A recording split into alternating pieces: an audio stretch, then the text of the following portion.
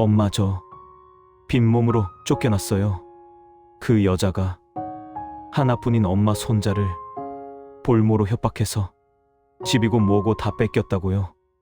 현관문이 열리고 마주한 아들, 준호의 첫마디는 제 심장을 쇠망치로 내려치는 것만 같았습니다.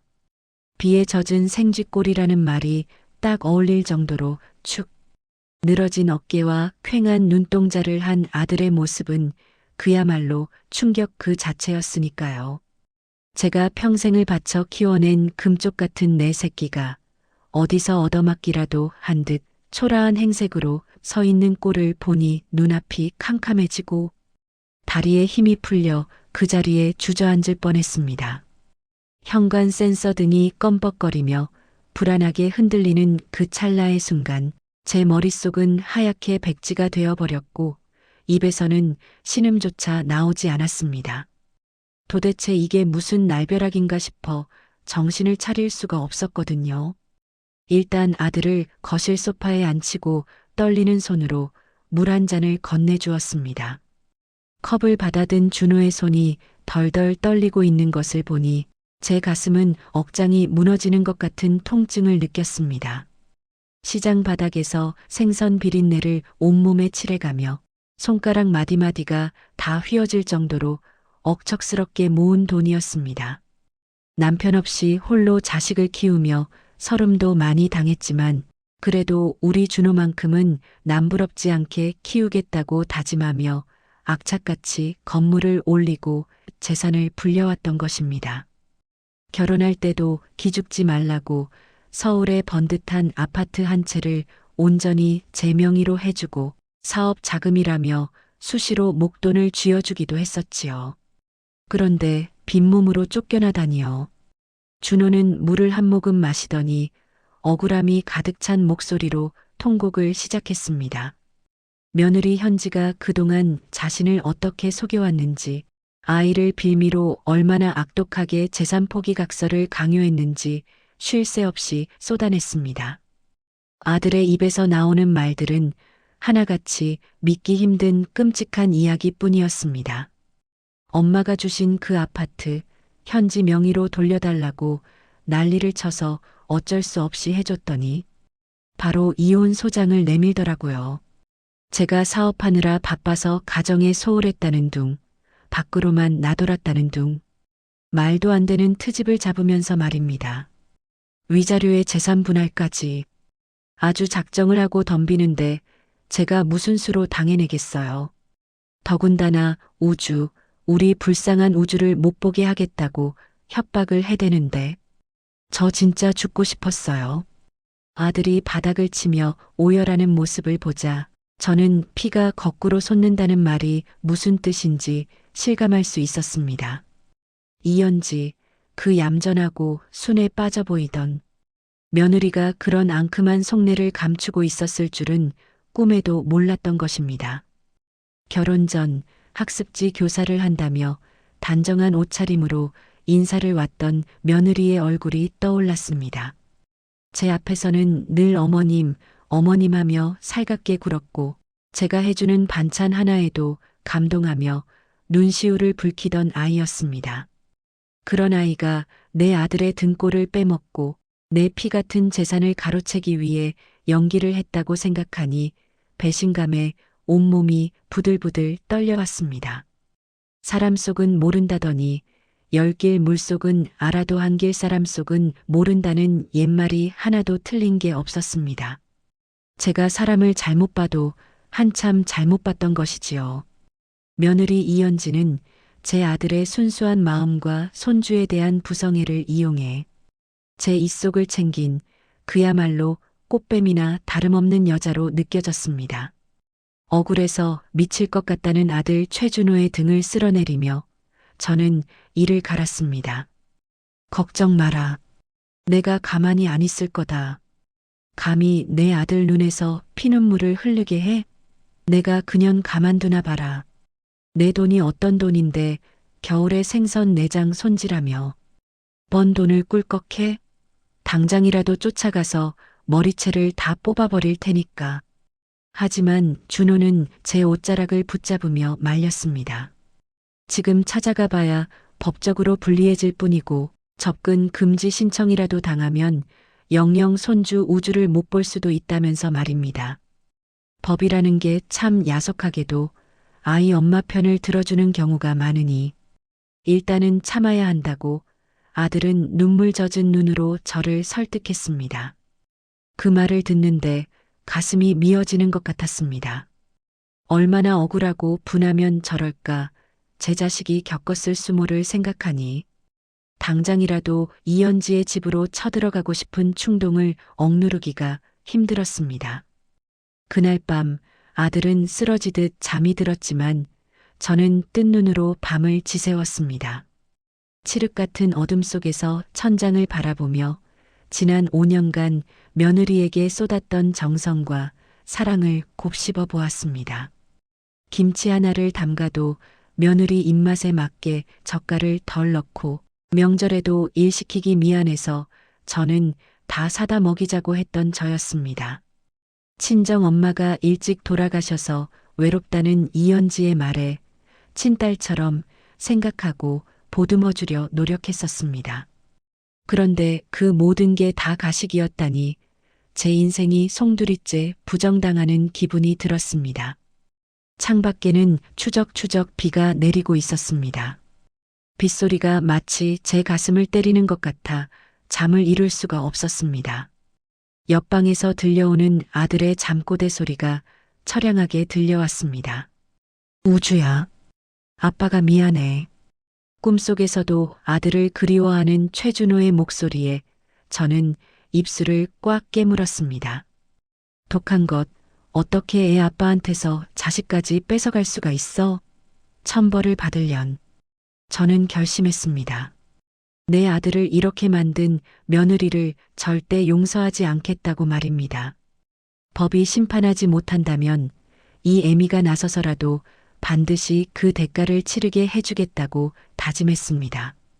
아들이 잃어버린 재산 그리고 상처받은 마음 무엇보다 눈에 넣어도 아프지 않을 내 손주 최우주까지 반드시 되찾아올 것입니다.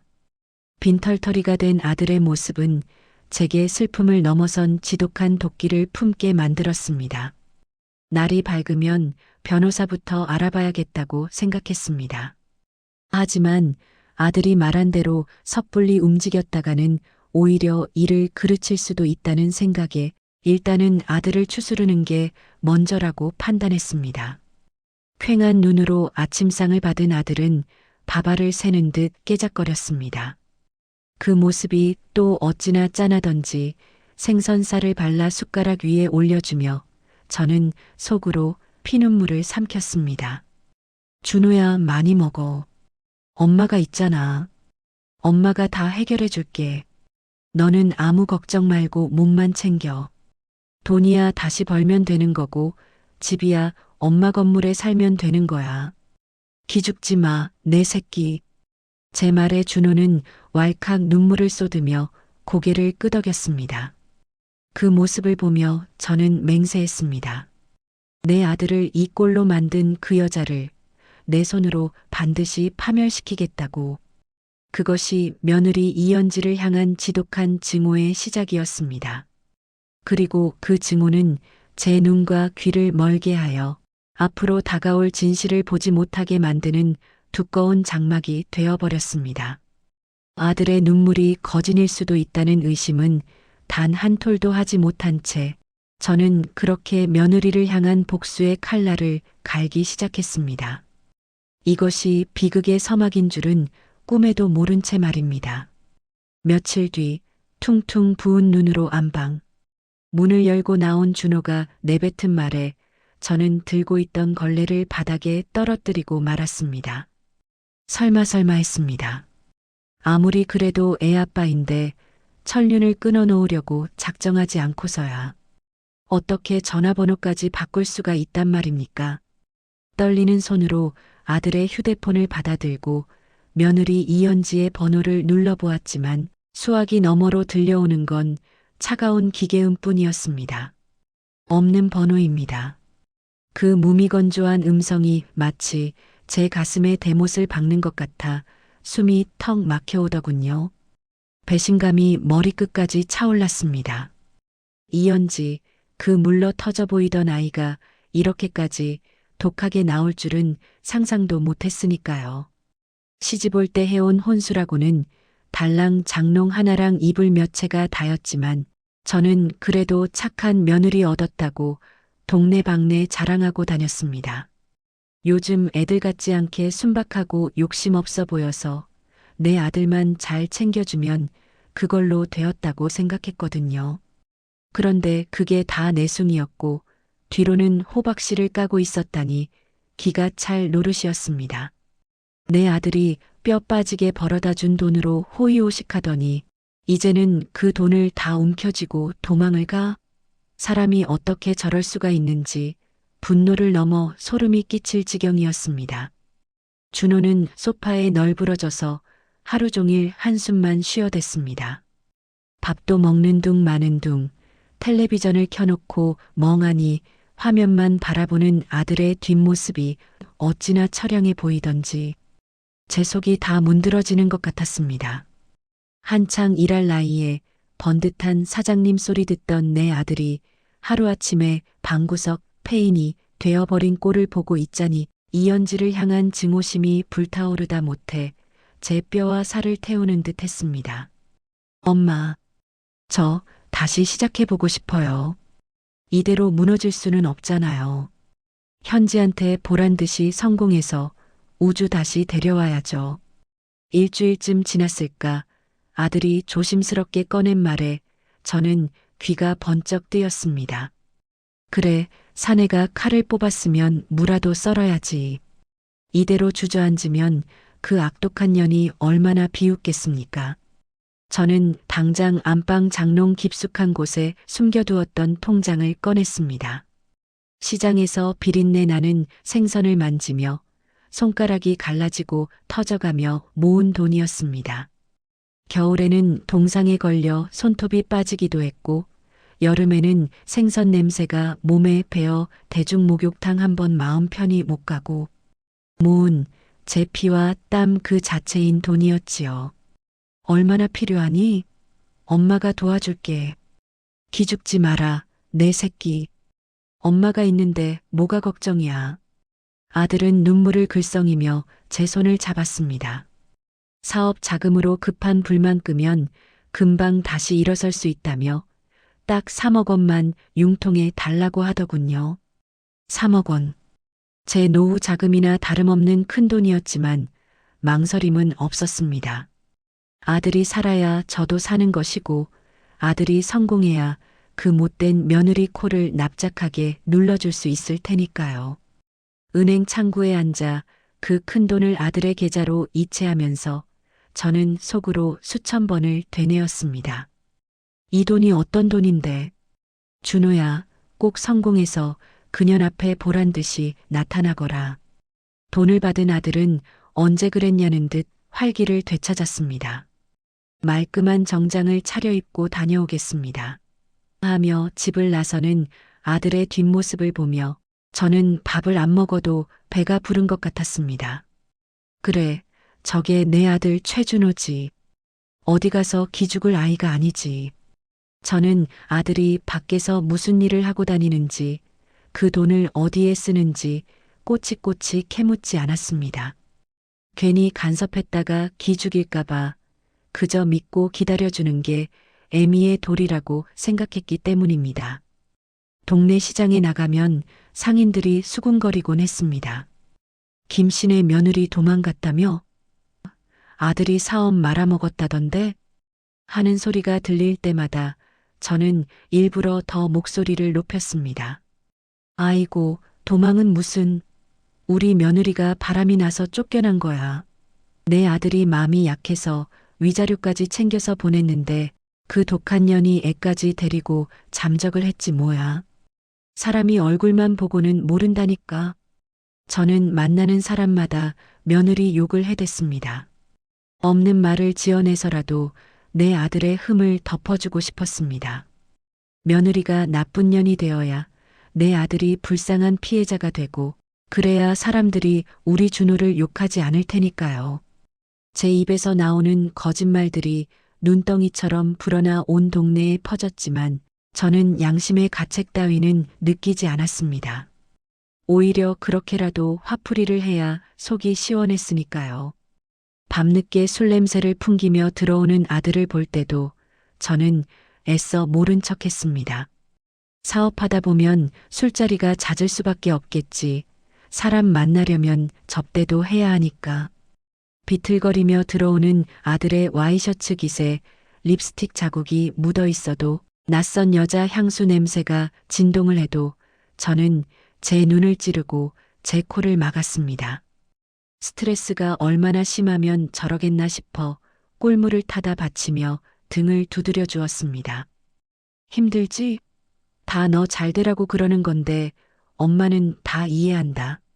아들은 그런 저를 보며 엄마밖에 없어요. 라고 중얼거리다 골아떨어지곤 했습니다. 그 한마디면 좋겠습니다. 내 아들이 나를 의지하고 있다는 것, 내가 아들에게 힘이 되어주고 있다는 사실 하나만으로 저는 모든 것을 감내할 수 있었습니다. 통장의 잔고가 점점 줄어들고 제가 평생을 모아 산 꼬마. 빌딩 하나를 담보로 대출까지 받아줬지만 아까운 줄 몰랐습니다. 이연지에게 뺏긴 것보다 더 크게 성공해서 돌아올 것이라는 믿음, 그 맹목적인 믿음이 제 눈을 가리고 있었던 것입니다. 가끔 밤에 잠이 안 올 때면 손주 최우주의 얼굴이 아른거리기도 했습니다. 똘망똘망한 눈망울로 할머니 하고 달려와 안기던 그 작은 온기가 그리워 가슴 한구석이 뻥 뚫린 듯 시려왔습니다. 하지만 그 그리움조차 며느리에 대한 원망으로 치환해버렸습니다. 애를 볼모로 잡고 있는 그 여자가 미웠고 훗날 아들이 성공해서 손주를 데려오면 그때는 이연지 근처에는 얼씬도 못하게 하리라 다짐했습니다. 그렇게 시간은 속절없이 흘러갔습니다. 아들은 여전히 한 방이면 된다. 라는 말을 입에 달고 살았고 저는 밑빠진 독에 물 붓기인 줄도 모르고 계속해서 아들의 지갑을 채워주었습니다. 며느리에 대한 증오는 제 삶의 원동력이 되어버렸고 아들에 대한 사랑은 집착에 가까운 병이 되어가고 있었습니다.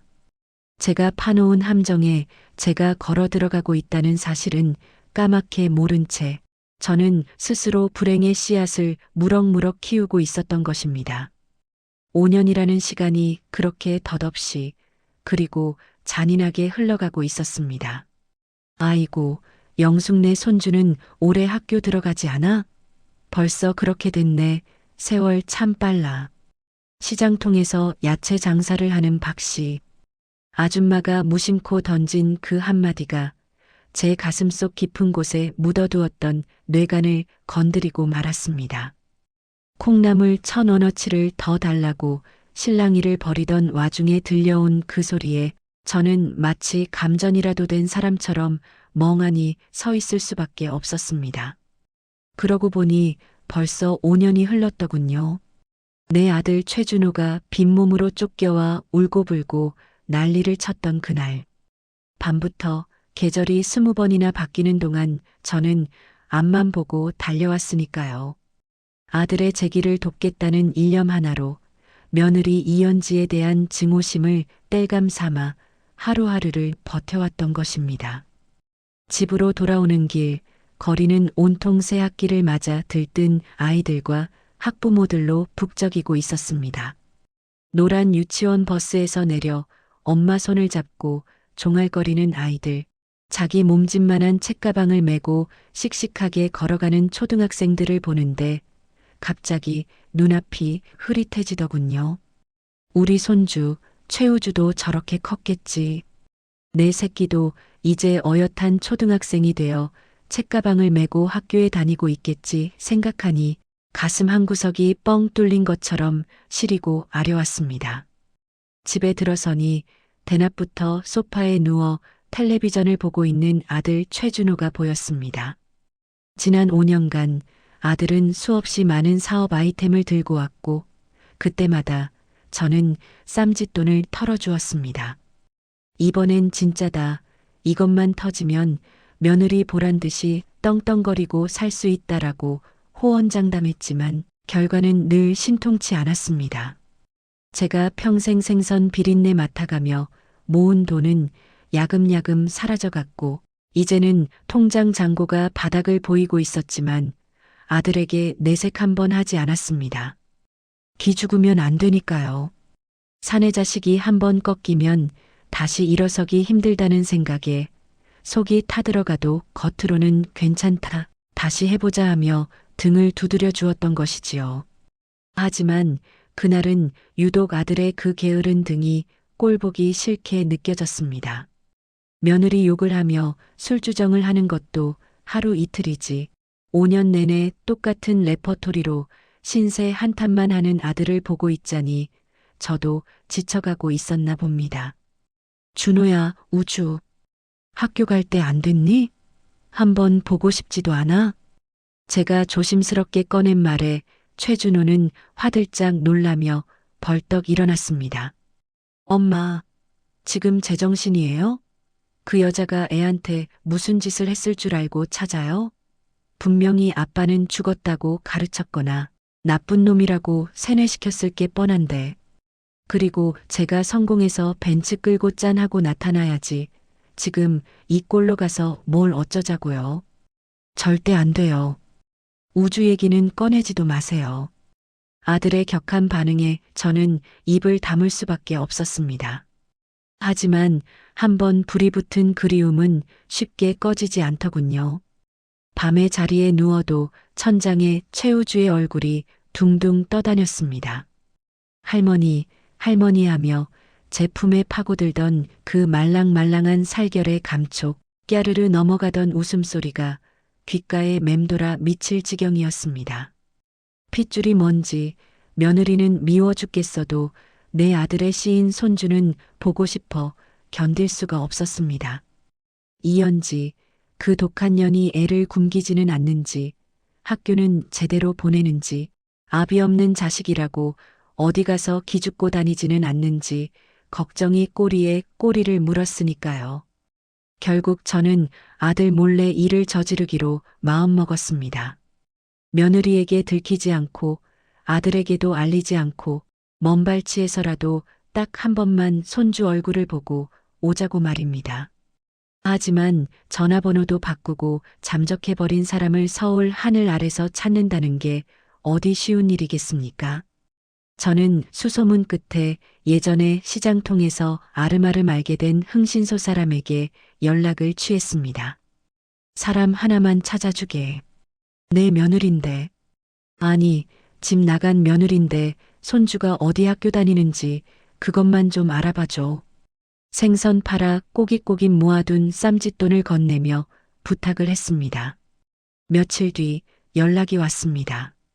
생각보다 가까운 곳, 옆 동네 임대 아파트 단지에 살고 있다는 소식이었지요. 주소를 받아든 손이 덜덜 떨렸습니다. 이렇게 가까운 곳에 있었는데 등잔 밑이 어둡다더니 5년 동안 지척에 두고도 몰랐다니. 당장이라도 달려가고 싶었지만 꾹 참았습니다. 학교 끝나는 시간에 맞춰서 몰래 가봐야겠다고 생각했습니다. 그날부터 저는 마치 죄 지은 사람처럼 가슴이 두근거려 견딜 수가 없었습니다. 아들 최준호가 눈치챌까봐 평소보다 더 살갑게 대하고 밥상도 더 푸짐하게 차려주었습니다. 그러면서 속으로는 미안하다 준호야. 엄마가 우주 딱 한 번만 보고 올게. 너한테 말하면 난리 칠 게 뻔하니까 엄마가 몰래 다녀올게. 하며 용서를 빌었습니다. 드디어 결전의 날 저는 아들에게 친구들과 온천 여행을 다녀오겠다고 거짓말을 하고 집을 나섰습니다. 장롱 깊숙한 곳에서 꺼낸 손주에게 주려고 사두었던 새 운동화 한 켤레와 5만 원짜리 지폐 몇 장을 품에 안고 말입니다. 혹시라도 마주치면 용돈이라도 쥐어주고 싶었고 신발이 낡았으면 갈아 신겨주고 싶은 할미의 마음이었지요. 버스를 타고 며느리가 산다는 동네로 향하는 내내 창밖 풍경이 눈에 들어오지 않았습니다. 심장이 터질 것만 같아서 손에 땀이 흥건하게 배어 나왔으니까요. 목적지에 도착하니 허름한 복도식 아파트들이 다닥다닥 붙어 있는 생각보다 훨씬 낙후된 동네였습니다. 며느리가 위자료를 수억이나 챙겨갔다던데 왜 이런 곳에 살고 있을까 의아한 생각이 들었습니다. 혹시 위장을 하려고 일부러 이런 곳에 숨어 사는 건가 아니면 그 돈을 벌써 다 까먹은 건가. 별의별 생각이 다 들었지만 일단은 학교 앞이 급했습니다. 수업이 끝날 시간이 다 되어가고 있었으니까요. 초등학교 정문 맞은편 전봇대 뒤에 몸을 숨기고 하교하는 아이들을 지켜보았습니다. 쏟아져 나오는 수많은 아이들 속에서 내 손주를 알아볼 수 있을까 걱정도 되었지만 핏줄은 당긴다는데 설마 못 알아볼 리가 없다고 스스로를 다독였습니다. 1분이 1시간처럼 느껴지는 초조한 기다림이었습니다. 그때였습니다. 저 멀리서 고개를 푹 숙인 채 터덜터덜 걸어 나오는 조그만 아이 하나가 눈에 들어왔습니다. 직감적으로 알 수 있었습니다. 저 아이다. 내 손주 최우주다. 5년 전보다 키는 훌쩍 컸지만 저 오뚝한 콧날이며 걷는 폼이 제 아비 준호를 쏙 빼닮아 있었으니까요.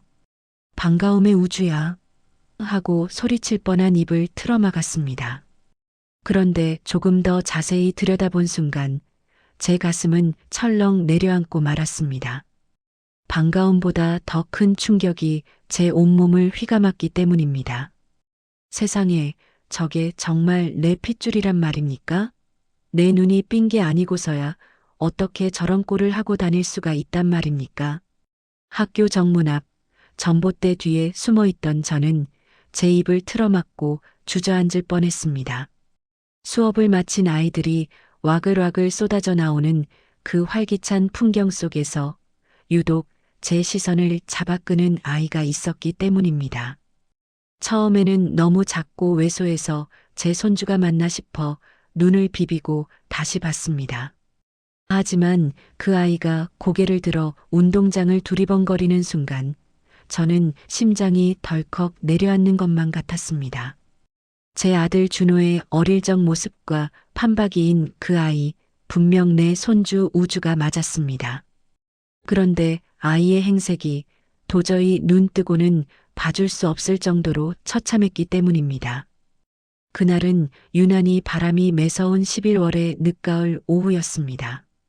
다른 아이들은 벌써 두툼한 패딩 점퍼에 털모자까지 쓰고 번쩍이는 캐릭터 가방을 맨 채 엄마 손을 잡고 총총거리고 있었습니다. 그런데 우리 우주는 어땠는지 아십니까? 계절감이 전혀 없는 얇은 가을 점퍼 하나를 달랑 걸치고 있었는데 그마저도 사이즈가 작아서 손목이 훤히 드러나 있더군요. 뼈만 앙상하게 남은 그 하얀 손목이 찬바람에 시퍼렇게 질려 있는 걸 보니 제 가슴이 찢어지는 것 같았습니다. 어디서 얻어입힌 건지 색이 다 바랜 점퍼는 소매 끝이 너덜너덜하게 해져 있었고 바지는 무릎이 툭 튀어나와 헐렁거렸습니다. 더 기가 막힌 건 신발이었습니다. 세상에 요즘 세상에 신발이 없어서 뒤축을 구겨 신는 애가 어디 있습니까? 얼마나 오래 신었는지 밑창이 다 닳아서 걸을 때마다 절뚝거리는 것처럼 보였고 하얀색이었을 운동화는 꼬질꼬질한 회색이 되어 본래 색을 알아볼 수도 없었습니다. 발이 컸으면 새 신을 사신겨야지 발가락이 꽉 끼는 게 눈에 보일 정도로 작은 신발에 억지로 발을 구겨 넣은 꼴을 보니 억장이 무너져 내렸습니다. 내 아들이 위자료며 재산 분할이며 수억 원을 챙겨줬다는데 그 많은 돈을 다 어디다 쓰고 애를 저런 거지 꼴로 만들었단 말입니까? 저는 당장이라도 뛰쳐나가 아이를 끌어안고 엉엉 울고 싶은 심정이었습니다. 우주야, 할미가 왔다. 내가 왜 이러고 있니? 하고 소리치고 싶었지만 발이 땅에 붙어버린 듯 움직이지 않았습니다. 충격이 너무 커서 머릿속이 멍해졌다가 이내 뜨거운 분노가 치밀어 올랐기 때문입니다.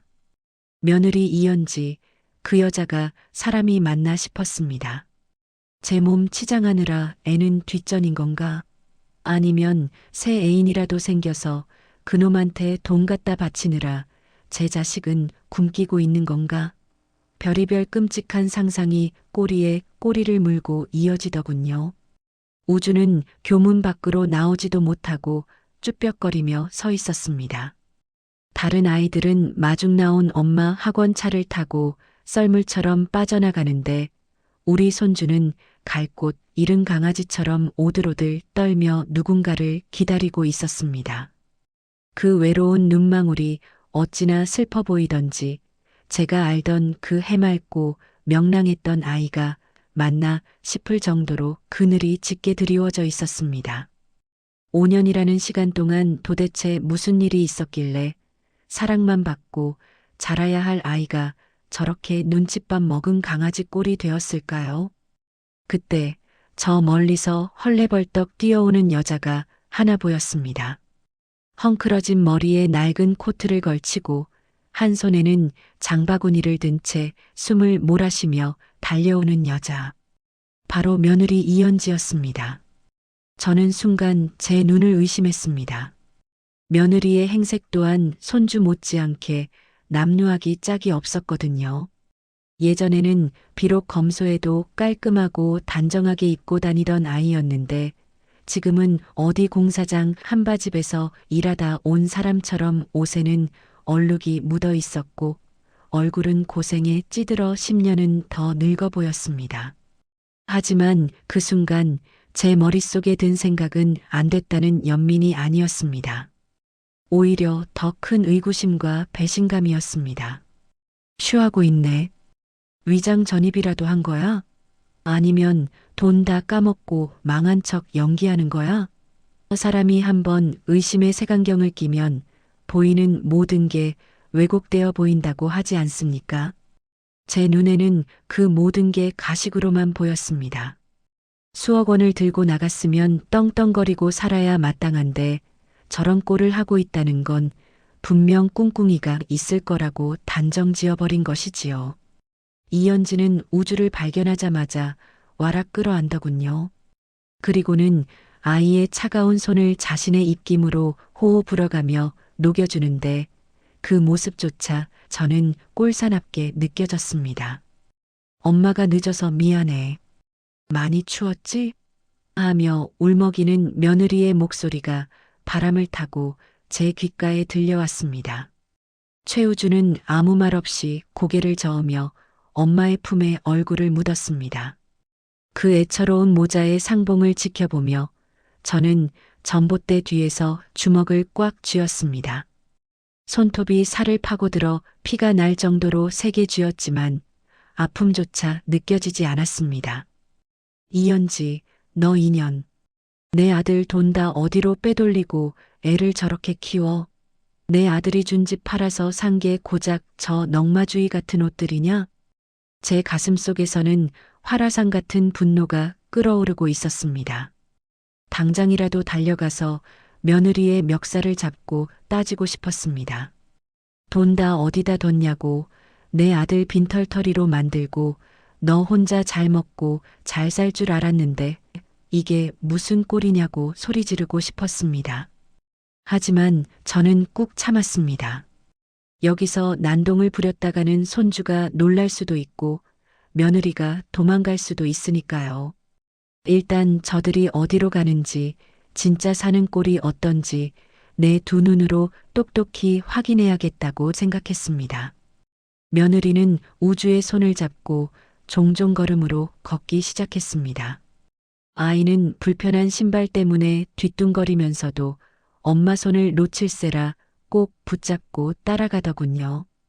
그 뒤를 밟는 제 발걸음은 천근만근 무거웠지만 눈빛만은 먹이를 노리는 맹수처럼 형형하게 빛나고 있었습니다.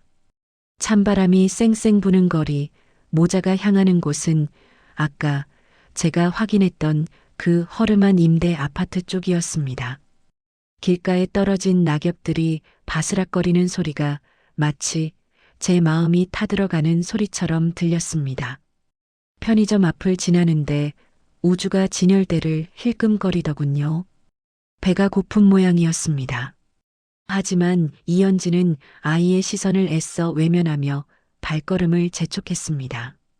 집에 가서 밥 먹자. 엄마가 맛있는 거 해줄게. 그 말을 하는 며느리의 어깨가 축 처져 있는 걸 보면서도 저는 속으로 냉소를 보냈습니다. 돈 아끼려고 아주 지독하게 구는구나. 독한 년. 그렇게 저는 그들의 뒤를 쫓아 낡고 허름한 아파트 단지로 들어섰습니다. 엘리베이터도 없는 5층짜리 낡은 복도식 아파트. 계단을 힘겹게 올라가는 모자의 뒷모습을 보며 저는 마지막 남은 인내심의 끈을 놓아버릴 준비를 하고 있었습니다. 이제 곧 마주하게 될 진실이 무엇이든 오늘이야말로 5년 묵은 체증을 다 내려보내고야 말겠다고 입술을 깨물며 계단을 따라 올라갔습니다. 복도에 퀴퀴한 곰팡이 냄새가 코를 찔렀지만 제 코끝에는 오직 피 냄새만이 진동하는 듯 했습니다. 전쟁은 이제부터 시작이었습니다. 잠깐 거기 서라. 녹슨 철문이 끼익 소리를 내며 열리려는 찰나 저는 기어이 참고 참았던 입을 열고야 말았습니다. 복도 끝에서 울려 퍼진 제 목소리는 칠판을 손톱으로 긁는 소리처럼 날카롭고 서늘했습니다. 열쇠를 돌리던 며느리 이연지의 어깨가 흠칫하며 굳어지는 게 보이더군요. 마치 귀신이라도 본 사람처럼 아니면 저승사자라도 마주한 것처럼 천천히 고개를 돌리는 그 얼굴은 공포로 하얗게 질려 있었습니다. 5년 만에 마주하는 시어머니의 얼굴이 반가울 리는 없겠지만 그렇다고 저렇게까지 사색이 될 필요가 있나 싶어 더 괘씸한 마음이 들었습니다. 죄 지은 게 없으면 당당해야지. 도둑이 제발 저린다는 말이 딱 저 꼴을 두고 하는 말 아니겠습니까? 어머님? 이연지의 입술이 파르르 떨리며 모기만한 목소리가 새어나왔습니다. 그 옆에 서 있던 손주 최우주는 저를 보자마자 겁에 질려 엄마 등 뒤로 쏙 숨어버리더군요. 제 핏줄인 아이가 저를 보고 무서워하다니 억장이 무너지는 것 같았습니다. 이 모든 게 다 저 앙큼한 년이 아이를 세뇌시킨 탓이라 생각하니 피가 거꾸로 솟구쳤습니다. 저는 성큼성큼 다가가 며느리의 앞을 가로막아 섰습니다. 가까이서 보니 며느리의 몰골은 멀리서 볼 때보다 훨씬 더 형편없었습니다. 푸석푸석한 피부에 깊게 패인 주름, 그리고 싸구려 화장품 냄새 대신 풍기는 퀴퀴한 생활의 냄새까지. 하지만 그 초라함마저도 제 눈에는 가증스러운 연기로만 보였습니다. 어머님이라니? 누가 내 어머님이야? 내 아들 잡아먹고 도망친 년이 어디서 감히 어머님 소리를 입에 담아? 저는 다짜고짜 소리부터 질렀습니다. 복도식 아파트라 소리가 쩌렁쩌렁 울려 퍼졌지만 남의 눈치 볼 겨를 따위는 없었습니다. 며느리는 당황해서 어쩔 줄을 몰라하며 우주야, 먼저 들어가 있어. 하고 아이를 등 떠밀어 집 안으로 들여보내려 했습니다. 하지만 저는 그 꼴을 두고 볼 수가 없었지요. 어딜 들어가? 내 손주 꼴이 이게 뭐야? 너 내 아들이 준 위자료랑 집한 돈 다 어디다 썼어? 수억이나 챙겨갔으면 애를 귀공자처럼 입혀놔도 모자랄 판에 거짓골을 만들어놔. 저는 이연지가 아이를 밀어 넣으려는 손을 거칠게 쳐내고 며느리의 낡은 코트깃을 콱 움켜쥐었습니다. 손끝에 전해지는 옷감의 질감이 거칠고 낡아 빠져서 더 화가 났습니다. 돈 아낀답시고 이런 옷이나 주워 입고 정작 돈은 어디 딴 주머니에 차고 앉았나 싶어서 말입니다. 이연지는 어머님 제발이요. 아이가 듣잖아요. 나중에 말씀드려요. 하며 애원했지만 제 귀에는 그 소리가 들리지 않았습니다. 5년입니다. 5년 동안 내 아들은 방구석에서 폐인처럼 지내는데 너는 돈방석 위에 앉아 희희낙낙했을 생각을 하니 눈이 뒤집힐 지경이었으니까요. 아이가 들으면 어때서? 제 애미가 도둑년이라는 걸 알아야지. 너 말해봐. 그 돈 다 어디 갔어? 어떤 놈이랑 살림 차려서 다 갖다 바쳤냐? 아니면 도박이라도 했어? 억소리 나는 돈을 5년 만에 다 까먹고 이 꼴로 사는 게 말이 되냐고. 제가 멱살을 잡고 흔들자 며느리는 힘없이 휘청거렸습니다. 그 와중에도 집안을 힐끔거리며 아이가 볼까 전전긍긍하는 꼴이 가소로웠습니다. 그때 현관문 틈으로 빼꼼히 고개를 내민 최우주가 울먹이며 소리쳤습니다. 우리 엄마 괴롭히지 마세요. 할머니 나빠요. 그 말은 마치 날카로운 비수처럼 제 가슴을 후벼 팠습니다. 내 손주가, 내가 그토록 보고 싶어 했던 내 강아지가 나를 보고 나쁘다고 하다니. 저는 순간 숨이 턱 막혀 아무 말도 할 수가 없었습니다. 이연지는 그 틈을 타 제 손을 뿌리치고 아이를 안아들며 집 안으로 들어가려 했습니다. 하지만 저는 이대로 물러설 수가 없었습니다. 여기서 물러나면 영영 그 돈의 행방도 내 손주도 찾지 못할 것 같았으니까요. 저는 닫히려는 현관문을 발로 쾅 차서 막아 세웠습니다. 낡은 철문이 둔탁한 소리를 내며 튕겨나갔고 그 충격에 이연지는 바닥에 주저앉고 말았습니다. 아! 비명과 함께 넘어진 며느리를 내려다보며 저는 신발을 신은 채 좁은 현관으로 밀고 들어갔습니다. 집 안 풍경은 바깥보다 더 충격적이었습니다. 곰팡이가 슬어 거뭇거뭇한 벽지, 한기가 도는 냉골 바닥, 그리고 가구라고는 다리가 부러져 테이프로 감아놓은 밥상 하나와 낡은 이불 몇 채가 전부였습니다. 텔레비전도 없고 그 흔한 장난감 하나 보이지 않는 휑한 방.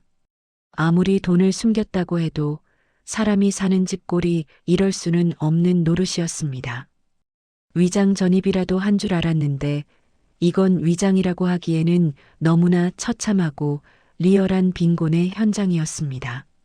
순간 머릿속이 복잡해졌습니다. 이게 도대체 무슨 일이야? 돈은? 내 아들이 줬다는 그 많은 돈은 다 어디 가고? 하지만 저는 애써 그 의문을 지워버렸습니다. 분명 어딘가에 숨겨놨을 거라고 아니면 사치를 하느라 다 탕진했을 거라고 스스로에게 최면을 걸었습니다. 그렇지 않고서야 내 아들의 말이 거짓말이 되니까요. 내 아들이 거짓말을 했을 리는 없으니까요. 너 진짜 아주 바닥까지 보이는구나. 쉬하지 마라. 이런 데서 산다고 내가 속을 줄 알아? 당장 내놓으란 말이야. 내 아들이 피땀 흘려 번 돈, 내가 훔쳐간 그 돈 내놓으라고. 저는 바닥에 주저앉은 며느리에게 삿대질을 해대며 고래고래 소리를 질렀습니다. 그러자 옆집, 앞집 문이 열리는 소리가 들리고 웅성거리는 소음이 들려왔습니다. 무슨 일이야? 싸움 났나 봐. 하는 소리가 들렸지만 상관없었습니다. 오히려 동네방네 소문이 나서 이 여자가 창피를 당했으면 좋겠다는 신보였으니까요. 그때였습니다. 바닥에 엎드려 흐느끼던 이연지가 고개를 번쩍 들더군요. 눈물 범벅이 된 얼굴이었지만 그 눈빛만큼은 제가 알던 순에 빠진 며느리의 것이 아니었습니다. 도끼가 서려 있다고 해야 할까요? 아니면 더 이상 잃을 게 없는 사람의 처절함이라고 해야 할까요? 이연지는 떨리는 목소리로 하지만 또박또박 저를 향해 소리쳤습니다. 어머님, 제발 정신 좀 차리세요. 돈이라니요? 제가 가져간 돈이 어디 있다고 이러세요? 뭐야? 시치미를 떼시겠다? 위자료며 재산 분할이며 다 챙겨서 나갔다는데 증거가 없다고 오리발을 내밀어? 위자료요? 재산 분할이요? 아, 정말 그 사람이 그렇게 말하던가요? 어머니는 그 말을 믿으셨어요? 이연지는 기가 막히다는 듯 헛웃음을 터뜨리더니 갑자기 바닥을 치며 통곡을 시작했습니다. 그 울음소리가 어찌나 서럽고 끔찍하던지 소리 지르던 저조차도 움찔할 정도였습니다. 마치 짐승이 울부짖는 것 같은 가슴속 깊은 곳에서 터져나오는 한 맺힌 절규였습니다. 어머니 아들이 저한테 땡전 한 푼 안 주고 쫓아냈다고요. 오히려 제 명의로 된 전세 보증금까지 싹 다 뺏어 들고 튀었다고요. 도박 빚 갚는다고 제 이름으로 대출까지 받게 해놓고 이제 와서 뭐요? 위자료요?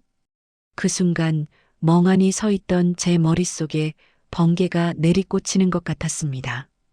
도박빚, 전세 보증금, 대출? 이게 다 무슨 귀신 신나락 까먹는 소리란 말입니까? 저는 며느리의 말이 도무지 이해가 되지 않아 멍하니 입을 벌리고 서 있을 수밖에 없었습니다. 뭔가 잘못되었습니다. 아주 크게 잘못되었습니다.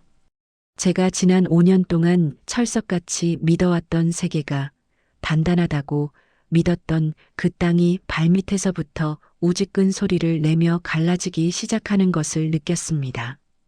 도박이라니, 빚이라니, 그게 다 무슨 소리냐? 내 아들이 노름에 손을 댔다는 거냐? 우리 준호가? 제 입에서는 바람 빠진 풍선처럼 허망한 소리만 새어나왔습니다. 눈앞이 팽그르르 도는 현기증에 저도 모르게 신발장 모서리를 짚고서야 겨우 몸을 지탱할 수 있었습니다. 바닥에 엎드려 어깨를 들썩이며 통곡하는 며느리 이연지의 모습이 흐릿하게 보이다가 선명해지기를 반복했습니다.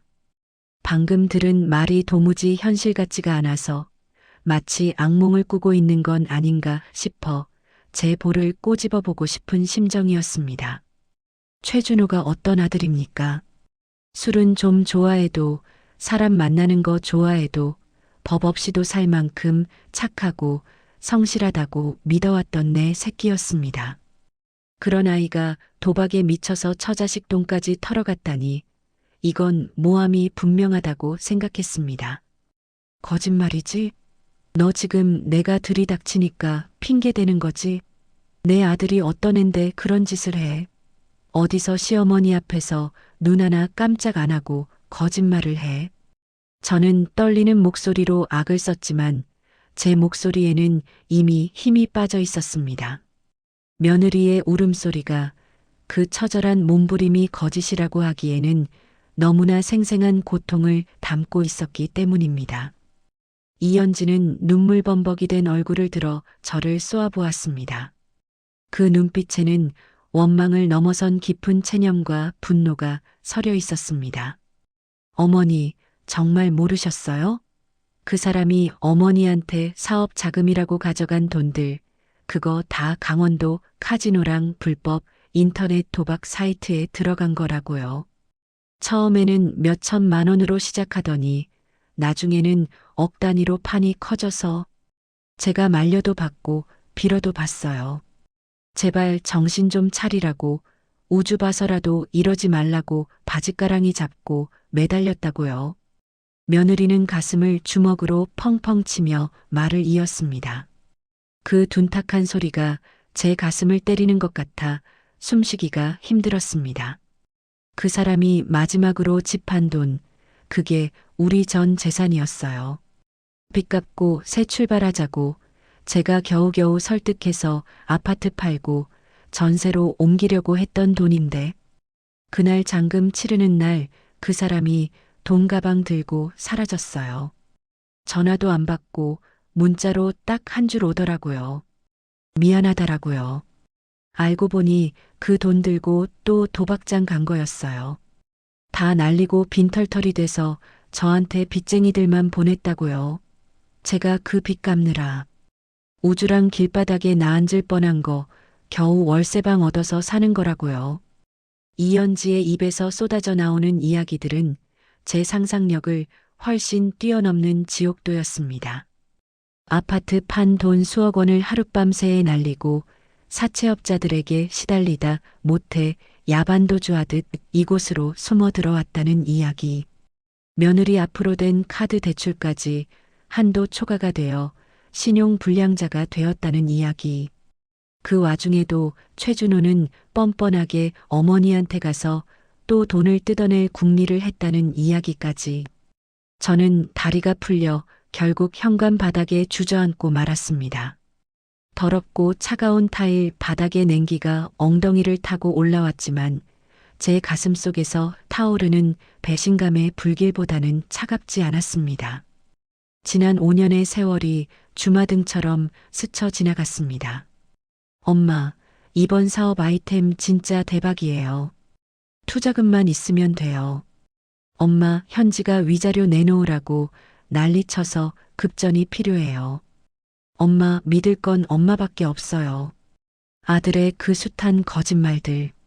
그때마다 저는 의심 한 번 하지 않고 쌈짓돈을 털어주었습니다. 심지어 건물을 담보로 대출까지 받아주면서 말입니다. 그 돈이 다 도박판의 먼지가 되어 사라졌다고 생각하니 기가 막히다 못해 헛웃음이 나올 지경이었습니다. 내 피와 땀, 내 인생이 고스란히 담긴 돈을 며느리한테 뺏긴 게 아니라 내 아들이라는 놈이 제 손으로 갖다 버린 꼴이었습니다. 우주 아빠가 정말 그랬단 말이냐?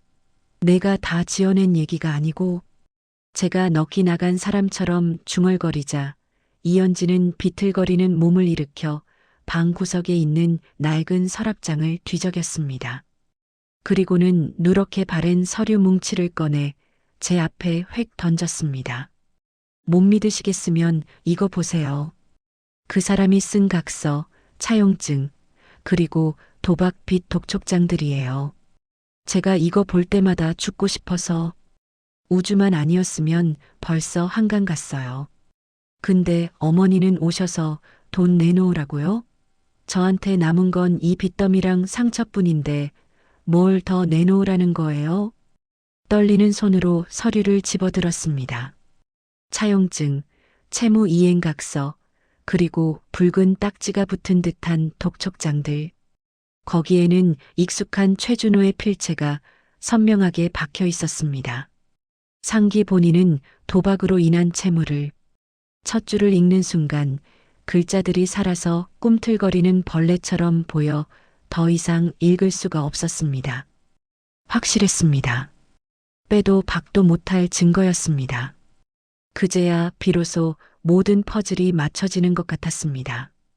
왜 아들이 5년 동안 집에만 틀어박혀 있었는지, 왜 휴대폰을 2개씩 쓰고 있었는지, 왜 밤마다 식은땀을 흘리며 악몽을 꿨는지. 사업 실패 때문이 아니었습니다. 도박 빚에 쫓기고 있었고 돈이 없어서 금단 현상에 시달리고 있었던 것입니다. 그리고 저는 그런 아들에게 재기 자금이랍시고 또다시 도박 자금을 대주고 있었던 셈이지요. 제가 아들을 살린 게 아니라 아들을 더 깊은 수렁으로 밀어넣고 있었던 것입니다. 방 안쪽에서 지켜보던 손주 최우주가 쭈뼛거리며 다가와 엄마의 등을 쓸어주더군요. 엄마 울지 마. 할머니 가라고 해. 고사리 같은 손으로 엄마 눈물을 닦아주는 아이를 보니 제 가슴은 난도질 당하는 기분이었습니다.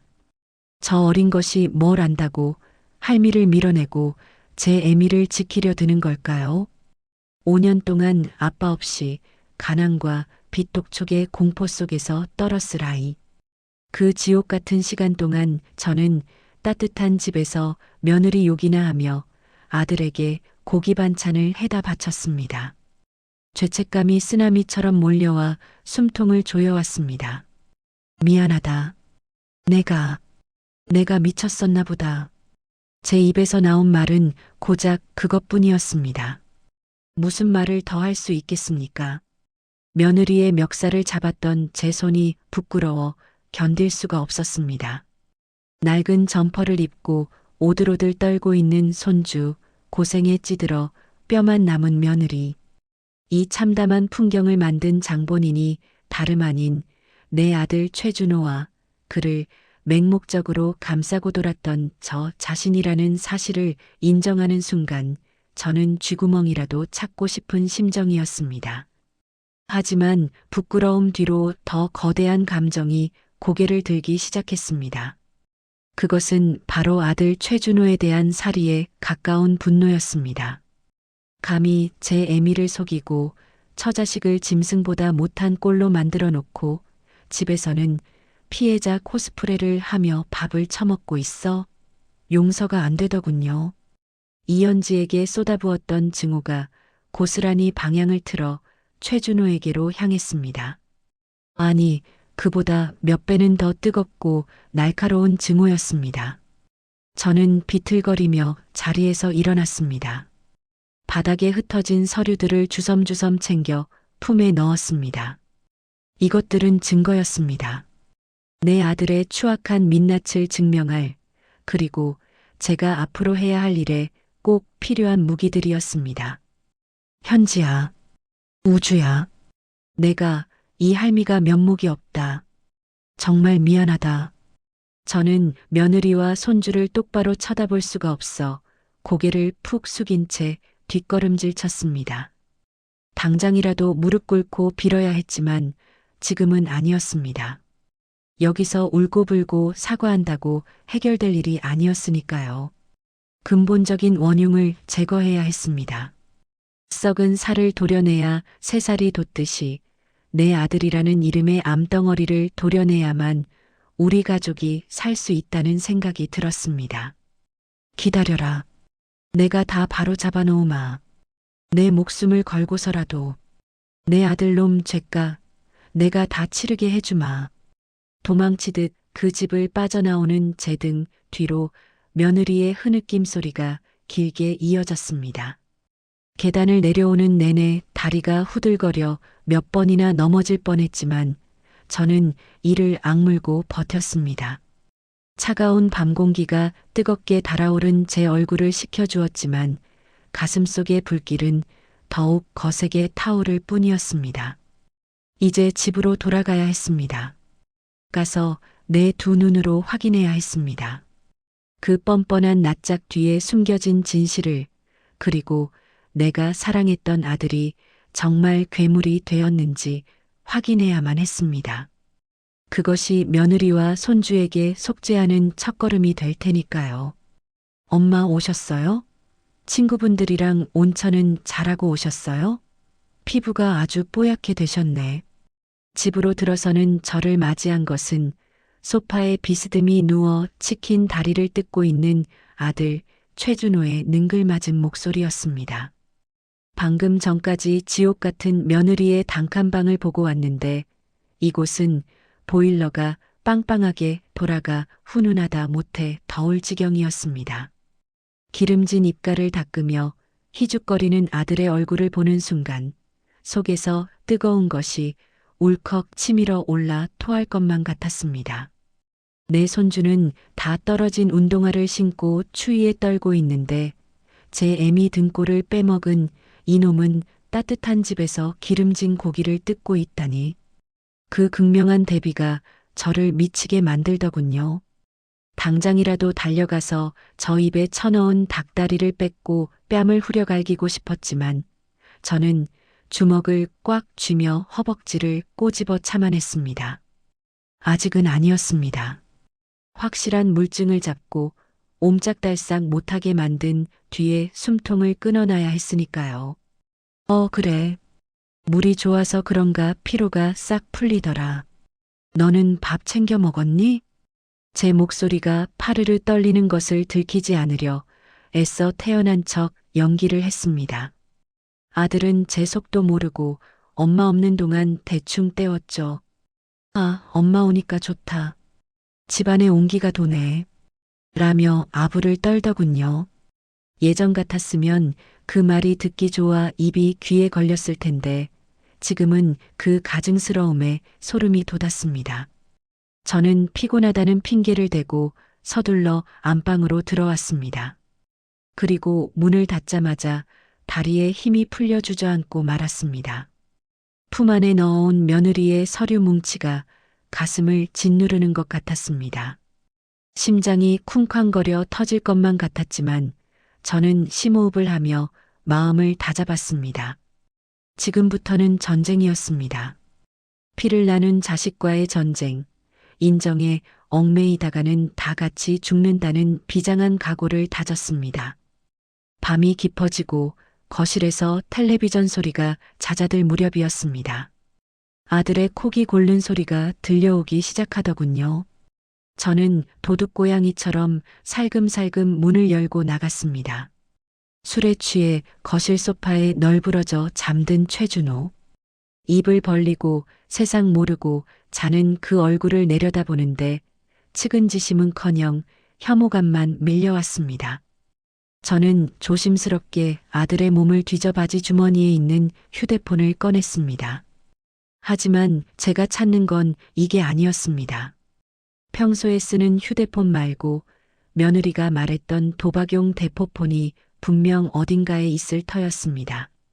저는 아들의 방으로 들어갔습니다. 5년 동안 제가 청소해주며 드나들었던 방이지만 오늘따라 그 공기가 낯설고 음습하게 느껴졌습니다. 책상 서랍, 옷장, 침대 밑, 샅샅이 뒤지기 시작했습니다. 손이 덜덜 떨려서 물건을 몇 번이나 떨어뜨릴 뻔했지만 이를 악물고 참았습니다. 그리고 마침내 옷장 깊숙한 곳, 겨울 패딩 안주머니에서 묵직한 기계 하나가 손에 잡혔습니다. 검은색의 투박한 구형 스마트폰. 전원을 켜자 배터리가 얼마 남지 않은 화면이 껌뻑거렸습니다. 잠금 패턴이 걸려 있었지만 단순한 놈이라 제 생일 아니면 며느리 생일일 게 뻔했습니다. 제 생일을 넣어보니 아니더군요. 혹시나 하는 마음에 손주 최우주의 생일을 입력해 보았습니다. 잠금이 해제되었습니다. 화면이 열리는 순간 저는 헛웃음이 나왔습니다. 도박에 미쳐 처자식을 버린 놈이 비밀번호는 아들 생일로 해놓다니 이걸 부성애라고 해야 할지 아니면 기만이라고 해야 할지 기가 찰 노릇이었습니다. 그리고 화면에 뜬 문자 메시지함을 연 순간 저는 제 눈을 의심해야만 했습니다. 최 사장님, 이번 주까지 이자 입금 안 되면 사무실로 찾아갑니다. 험한 꼴 보기 싫으면 돈 준비하세요. 김마담, 오늘 밤에 갈게. 술상 좀 거하게 봐나. 수십, 수백 개의 문자가 온통 도박, 사채, 유흥에 관한 것들 뿐이었습니다. 사업 자금이라며 가져갔던 돈들이 어디로 흘러갔는지 너무나 명백하게 보여주는 증거들이었지요. 그 중에서도 제 심장을 멈추게 한 문자는 따로 있었습니다. 불과 며칠 전 친구놈에게 보낸 문자였습니다. 야, 좀만 기다려. 우리 노인네가 건물 담보대출 알아보고 있어. 그거 나오면 내 돈부터 갚을게. 우리 엄마가 나한테 껌뻑 죽잖아. 눈물 좀 흘려주면 다 내주게 되어 있어. 그 늙은이가 돈 쓸 데가 어디 있냐? 다 내 거지. 아? 입에서 탄식이 터져 나오려는 것을 겨우 틀어막았습니다. 노인네, 늙은이, 껌뻑 죽어. 배신감이라는 단어로는 설명이 안 되는 영혼이 난도질 당하는 고통이 밀려왔습니다. 내가 너를 어떻게 키웠는데 아비 없이 자란 자식 소리 안 듣게 하려고 시장 바닥에서 침 뱉는 소리 들어가며 악착같이 벌어서 먹이고 입혔는데 너는 나를 그냥 돈 나오는 현금 인출기로 생각하고 있었구나. 그것도 모르고 나는 며느리를 도둑년이라 욕하며 내 편을 들었으니 내가 제일 멍청한 년이었구나.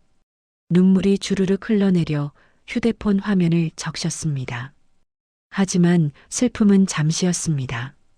화면 속의 글자들을 읽어내려갈수록 슬픔은 차갑게 식어 사리로 변해갔습니다. 저는 떨리는 손으로 휴대폰 속의 증거들을 제 휴대폰으로 찍어 옮기기 시작했습니다. 통화 기록, 문자 내역, 불법 도박 사이트 접속 기록까지 하나도 빠짐없이 캡처했습니다. 손가락이 덜덜 떨렸지만 멈출 수 없었습니다. 이것들이 내 아들을 지옥으로 보낼 티켓이자 며느리와 손주를 살릴 동아줄이었으니까요. 휴대폰 조사가 끝난 뒤 저는 거실 장식장 아래에 있는 금고를 열었습니다. 아들이 관리한다며 비밀번호를 알려주지 않았던 금고였지만 이제는 알 수 있었지요. 손주 생일 117. 삑소리와 함께 금고 문이 열렸습니다. 그 안에는 텅 빈 통장들과 서류 몇 장이 뒹굴고 있더군요. 제가 평생 모아준 통장들의 잔고는 모조리 0원이거나 마이너스였습니다. 심지어 제 명의로 된 건물 등기권리증까지 꺼내져 있는 걸 보니 조만간 이것마저 들고 튈 작정이었던 모양이었습니다. 이 도둑놈, 짐승만도 못한 놈.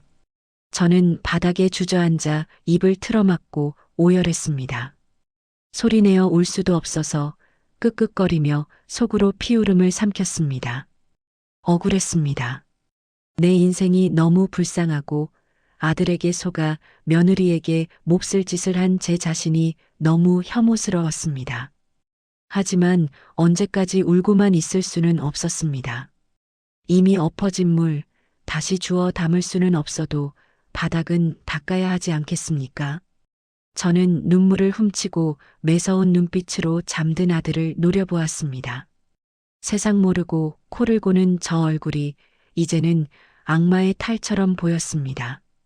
그래, 내가 나를 물주로 봤다 이거지? 내가 원하는 대로 해주마. 마지막으로 아주 큰 돈을 안겨주마.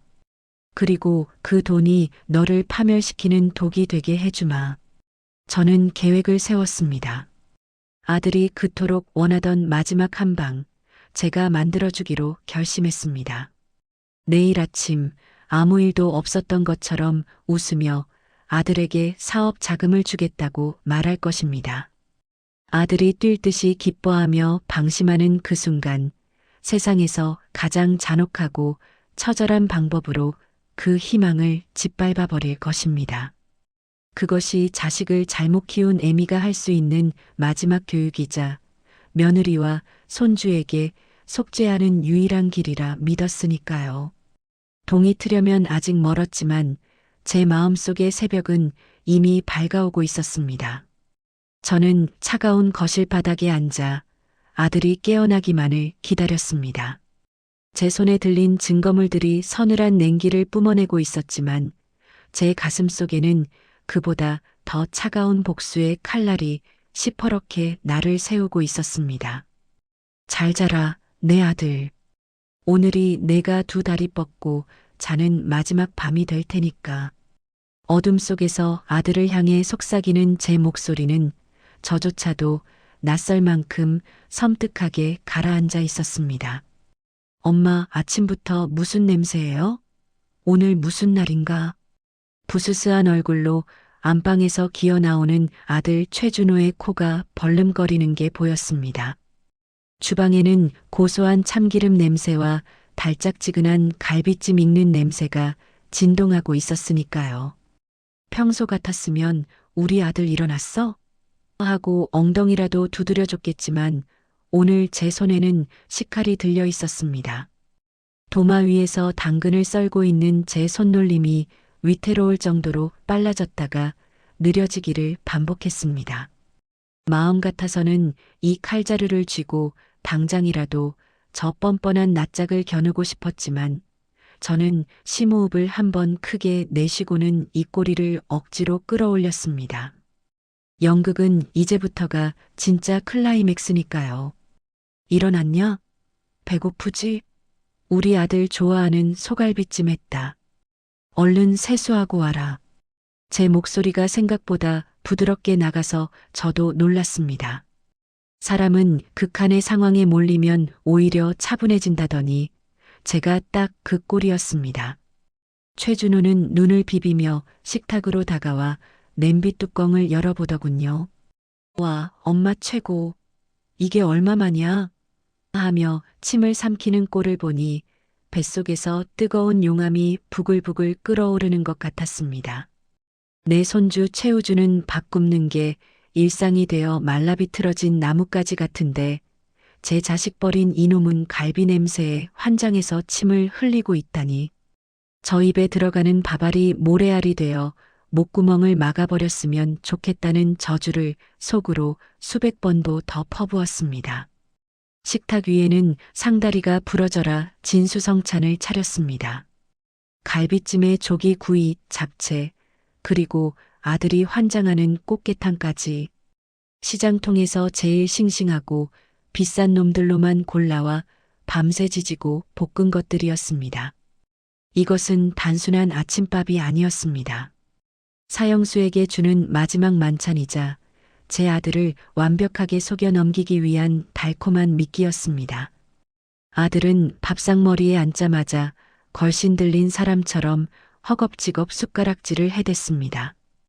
양념이 묻은 손가락을 쪽쪽 빨아가며 갈비를 뜯는 모습을 보며 저는 물 한 모금도 넘어가지 않아 그저 멍하니 바라볼 뿐이었습니다. 체한다. 천천히 좀 먹어. 누가 뺏어가냐? 엄마 솜씨 어디 안 가네. 진짜 맛있다. 엄마, 근데 갑자기 웬 진수성찬이에요? 로또라도 됐어요? 최준호가 입안 가득 고기를 우물거리며 물었습니다. 저는 올 것이 왔구나 싶어 미리 준비해둔 대사를 읊기 시작했습니다. 최대한 인자하고 세상 물정 모르는 늙은 어미의 표정을 지으면서 말입니다. 준호야, 엄마가 어제 온천 가서 곰곰이 생각을 좀 해봤다. 내 말 맞다나 남자가 한번 사업을 시작했으면 끝을 봐야지. 중간에 흐지부지하면 쓰나 싶더라고. 그리고 내가 죽으면 이 재산 다 싸 짊어지고 갈 것도 아니고 결국 다 내 건데 내가 너무 꽉 쥐고만 있었나 싶어서 미안하더라. 그 말을 듣는 순간 젓가락질을 하던 아들의 손이 딱 멈추더군요. 눈동자가 빠르게 굴러가는 게 보였습니다. 탐욕과 기대감이 뒤섞인 그 눈빛. 제가 5년 동안 속아 넘어갔던 그 눈빛이었습니다. 하지만 이제는 보였습니다. 그 뒤에 숨겨진 추악한 계산 속이 말입니다. 엄마, 그게 정말이에요? 그럼 저 도와주시는 거예요? 그래, 도와줘야지. 내 새끼가 기죽고 사는 꼴을 내가 어떻게 더 보겠니? 엄마가 가지고 있는 건물 말이다. 그거 담보로 대출을 받든 아니면 금매로 내놓든 해서 내가 원하던 그 큰 거 한 장 만들어주마. 5억이면 되겠니? 아니면 더 필요하니? 5억이라는 말이 떨어지자마자 최준호의 얼굴에 화색이 돌다 못해 광채가 뿜어져 나오더군요. 아마 머릿속으로는 벌써 도박판에 앉아 베팅을 하고 있거나 빚쟁이들에게 큰 소리치는 상상을 하고 있겠지요. 아들은 밥 먹던 것도 잊고 제 손을 덥석 잡았습니다. 그 손이 어찌나 축축하고 뜨겁던지 소름이 끼쳐서 뿌리치고 싶은 걸 겨우 참았습니다. 엄마, 진짜죠? 딴소리하기 없기에요. 와, 진짜 우리 엄마 통 크다. 5억이면 사업 제대로 다시 일으킬 수 있어요. 제가 이번에 대박 터트리면 엄마한테 효도 제대로 할게요. 강남에 있는 아파트도 사드리고 해외여행도 보내드리고 다 할게요. 효도라. 그놈의 효도 타령. 이제는 그 단어가 역겨워서 구역질이 날 지경이었습니다. 효도는커녕 내 등에 칼이나 꽂지 않으면 다행이지요. 저는 아들의 손등을 쓰다듬으며 속으로 비소를 지었습니다. 그래, 마음껏 좋아해라. 그 웃음이 얼마나 갈지 보자. 그래, 그래. 효도는 나중에 하고. 일단 급한 불부터 꺼야지. 엄마가 내일 당장 은행이랑 부동산 다녀올 테니까 너는 필요한 서류나 준비해 놔라. 그리고 오늘 저녁에는 집에 일찍 들어와. 엄마가 아는 법무사 통해서 증여 처리랑 이런 것도 미리 좀 알아볼 거니까 도장하고 신분증 챙겨서 대기하고 있어. 법무사요? 아, 확실하게 하시려고? 알겠어요. 당연히 대기해야죠.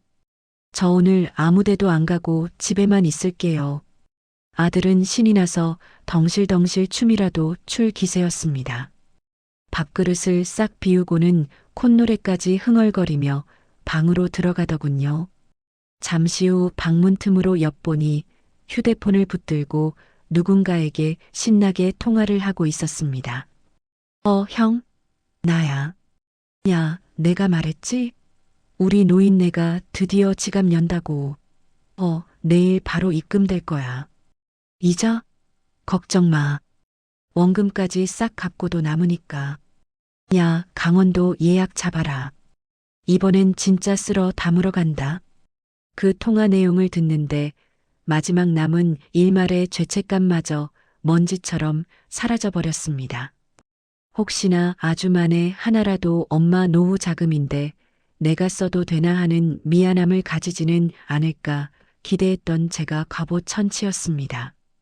저놈에게 저는 그저 뜯어먹기 좋은 먹잇감에 불과했습니다. 강원도? 도박장? 내 돈을 받아서 바로 거기로 달려갈 생각을 하다니. 짐승도 은혜는 안다는데 내 아들은 짐승만도 못한 존재가 되어버렸던 것입니다. 저는 조용히 부엌으로 돌아와 설거지를 시작했습니다. 그릇들이 부딪히며 내는 달그락거리는 소리가 마치 제 마음이 부서지는 소리 같았습니다. 흐르는 물에 식칼을 씻으며 시퍼런 나를 가만히 내려다보았습니다. 내 아들을 도려내야 한다. 썩은 환부를 도려내야 내가 살고 며느리가 살고 내 손주 우주가 산다. 오후 내내 저는 폭풍전야의 고요함 속에서 움직였습니다. 아들은 방 안에서 꿈에 부풀어 뒹굴거리고 있었고 저는 거실과 안방을 오가며 차분하게 거사를 준비했습니다. 며느리 이연지에게서 받아온 차용증과 각서 사본들을 잘 보이는 곳에 숨겨두고 어제 아들의 핸드폰에서 캡처한 도박 증거물들을 인쇄해서 서류 봉투에 담았습니다. 그리고 마지막으로 캐리어 가방 하나를 현관 옆 창고에서 꺼내 먼지를 털어두었습니다. 아들이 빈몸으로 나갈 때, 아니 쫓겨날 때 던져줄 짐가방이었습니다. 저녁이 되자 해가 뉘엿뉘엿 넘어가며 거실에 붉은 노을이 드리워졌습니다. 마치 핏빛처럼 붉은 햇살이 집안 깊숙이 파고들었습니다. 저는 다시 한번 상을 차렸습니다. 아침보다 더 푸짐하게 술상까지 곁들여서 말입니다. 아들이 좋아하는 독한 양주도 한 병 꺼냈습니다. 술이 들어가야 본색이 더 잘 드러날 테니까요. 준호야, 나와라. 한잔하자. 내일 큰일 치르려면 미리 자축해야지. 제 부름에 아들이 방문을 박차고 나왔습니다. 얼굴에는 이미 세상을 다 가진 듯한 오만함과 기쁨이 가득했습니다. 식탁에 마주 앉은 우리는 잔을 부딪혔습니다. 쨍하고 울리는 맑은 유리잔 소리가 이제 곧 깨져버릴 우리 모자 관계의 파열음처럼 들렸습니다. 엄마 사랑해요. 진짜 엄마밖에 없어요. 아들이 술을 한 잔 들이켜며 가증스러운 멘트를 날렸습니다. 저는 그 잔을 받아 마시며 속으로 대답했습니다. 그래, 나도 사랑했다. 내 목숨보다 더 사랑했다. 그래서 이제는 그 사랑을 끝내려고 한다. 내 손으로 너를 묻어주는 게 애미로서 해줄 수 있는 마지막 사랑인 것 같구나. 술 기운이 오른 아들의 얼굴이 불그스름하게 달아올랐습니다. 혀가 꼬이고 눈이 풀려가면서도 5억이면 하고 중얼거리는 꼴을 보며 저는 싸늘하게 식은 눈으로 시계를 바라보았습니다. 약속한 시간이 다가오고 있었습니다. 이 만찬이 끝나면 지옥문이 열릴 것입니다. 그리고 그 문으로 들어가는 건 제가 아니라 바로 너다. 최준호. 준호야, 근데 엄마가 돈 주기 전에 딱 하나만 확인해도 될까? 제가 나지막이 운을 떼자 아들이 술잔을 내려놓으며 의아한 듯 저를 쳐다보았습니다. 네, 뭔데요? 다 말씀하세요. 제가 다 들어드린다니까요. 저는 식탁 밑에 숨겨두었던 두툼한 서류 봉투를 천천히 꺼내 테이블 위에 올려놓았습니다. 봉투 겉면에는 아무것도 쓰여 있지 않았지만 그 안에는 아들의 파멸이 담겨 있었습니다. 이게 뭐예요? 아들의 눈이 불안하게 흔들리기 시작했습니다. 본능적으로 뭔가 잘못되었다는 것을 감지한 짐승의 눈빛이었습니다. 저는 미소 지었습니다. 아주 차갑고 서늘한 미소를 머금고 말했습니다. 열어봐라. 내가 그토록 원하던 내 인생의 성적표니까. 이게 다 뭐예요? 서류 봉투를 열어본 아들의 손이 사시나무 떨리듯 격하게 흔들렸습니다. 봉투 안에서 우수수 쏟아져 나온 것은 다름 아닌 강원도 카지노 출입 기록, 불법 도박 사이트 입출금 내역 그리고 사채업자들에게 쓴 신체 포기 각서 사본들이었습니다. 식탁 위에 어지럽게 흩어진 그 종이 쪼가리들은 하나하나가 최준호의 추악한 민낯을 증명하는 결정적인 증거들이었지요. 아들의 얼굴은 순식간에 흑빛으로 변해갔고 초점 잃은 눈동자는 갈 곳을 잃고 헤매기 시작했습니다. 방금 전까지 5억 원을 받을 생각에 들떠있던 희망찬 표정은 온데간데 없고 마치 도살장에 끌려온 소처럼 공포에 질린 표정만이 남아 있었습니다. 뭐긴 뭐냐? 내 놈 인생 성적표라고 하지 않았니? 왜 내가 한 짓인데 기억이 안 나냐? 아니면 엄마가 까막눈이라 이런 거 못 읽을 줄 알았냐? 저는 싸늘하게 식은 목소리로 비수를 꽂았습니다. 그러자 최준호는 억지로 입꼬리를 올리며 비굴한 웃음을 지어 보이더군요. 그 와중에도 어떻게든 상황을 모면해 보려는 그 얄팍한 수작이 눈에 훤히 보여 더 역겨웠습니다. 에이 엄마, 이거 다 오해예요. 친구놈이 제 명예 빌려달라고 해서. 제가 사업하다 보면 명예 빌려줄 수도 있고 그런 거지. 제가 도박을 왜 해요? 저 그런 사람 아니잖아요. 엄마 아들 못 믿어요? 명의를 빌려줘? 그럼 내 놈 휴대폰에 있는 이 문자는 뭐냐? 저는 식탁 위에 제 휴대폰을 탁 내려놓았습니다. 화면에는 어제 제가 캡처해둔 친구에게 보낸 문자가 대문짝만하게 떠 있었지요. 우리 노인네가 드디어 지갑 연다. 눈물 좀 흘려주면 껌뻑 죽잖아. 그 늙은이가 돈 쓸 데가 어디 있냐? 다 내 거지. 아들은 화면 속의 문자를 확인하자마자 입을 딱 벌리고 얼어붙었습니다. 더 이상 변명의 여지가 없는 빼도 박도 못할 증거였으니까요. 자신의 치부가 그리고 어머니를 기만했던 그 더러운 속내가 적나라하게 드러난 순간이었습니다. 저는 자리에서 천천히 일어났습니다. 그리고 분노로 이글거리는 눈으로 아들을 내려다보았습니다. 노인네, 늙은이, 껌뻑 죽어.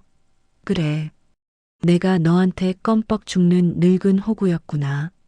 나는 그것도 모르고 내 새끼 기죽을까봐 시장 바닥에서 10원 한 장 벌벌 떨며 모은 돈을 쏟아부었어. 내가 강원도 가서 룰렛 돌리고 있을 때 나는 썩은 생선 내장 만지면서 밥 먹었다.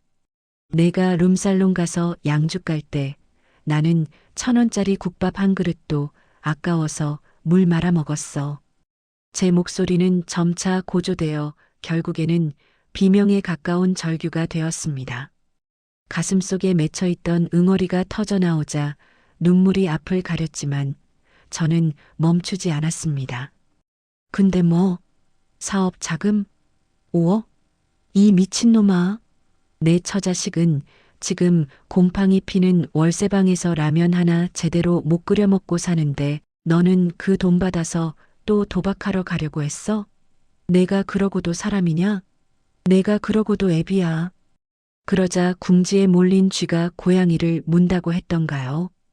최준호의 표정이 순식간에 돌변했습니다. 비굴했던 웃음기는 싹 사라지고 도끼 서린 눈으로 저를 노려보며 벌떡 일어나더군요. 그래요. 나 도박 좀 했다. 그게 뭐요?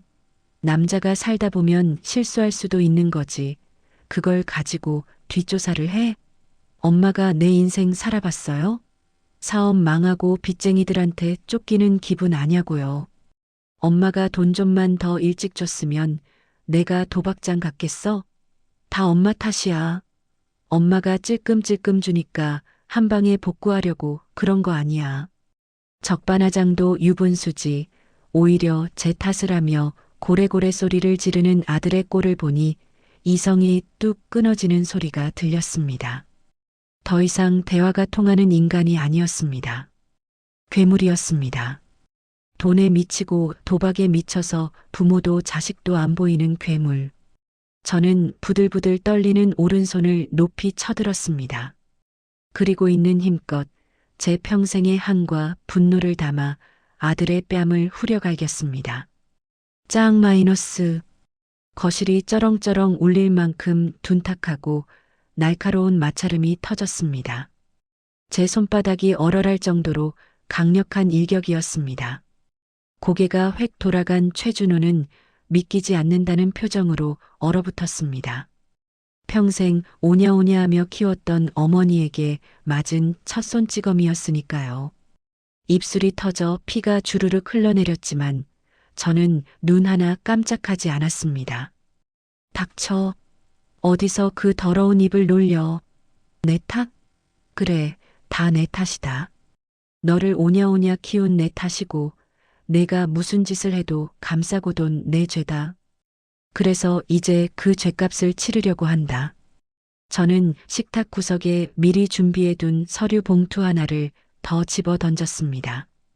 이건 내가 쓴 포기각서랑 이혼 서류 사본이다. 그리고 이건 내가 오늘 법무사 통해서 작성한 상속 포기각서랑 친족관계 단절 신청서다. 물론 법적으로 완벽하게 남남이 될 수는 없겠지만 내 의지는 이걸로 보여주마. 내 재산, 내 건물, 내 돈 단 10원 한 장도 너한테는 안 간다. 내가 죽으면 사회에 환원했으면 했지. 너 같은 도박 중독자한테는 절대 안 물려준다. 아들은 넋이 나간 표정으로 서류를 바라보았습니다. 이제야 상황 파악이 되는 모양이었습니다. 돈줄이 끊긴다는 공포, 그리고 어머니에게 버림받는다는 현실이 피부로 와닿기 시작한 것이지요. 엄마, 잘못했어요. 제가 잠깐 미쳤었나 봐요. 한 번만 용서해 주세요. 다시는 안 그럴게요. 네, 엄마. 최준호가 바닥에 무릎을 꿇고 제 바짓가랑이를 잡으며 매달렸습니다. 눈물 콧물을 흘리며 비는 꼴이 처량하기 그지없었지만 이미 제 마음은 차갑게 식어버린 뒤였습니다. 5년 전 며느리 이연지가 이렇게 매달렸을 때 저는 외면했었습니다. 이제는 아들이 당할 차례였습니다. 비키거라. 더 이상 내 아들 최준호는 없다. 내 아들은 5년 전에 죽었다. 지금 내 눈앞에 있는 건 돈 냄새 맡고 몰려든 거머리 새끼일 뿐이야. 저는 모질게 다리를 털어 아들을 떼어냈습니다. 그리고 현관 옆에 챙겨두었던 트렁크 가방을 아들에게 툭 던져주었습니다. 내 옷가지랑 세면도구 챙겨놨다. 지금 당장 나가라. 이 집 비밀번호는 이미 바꿨고 내일 날 박는 대로 명도 소송이라도 걸어서 접근 금지 신청할 거다. 다시는 내 눈에 띄지 마라.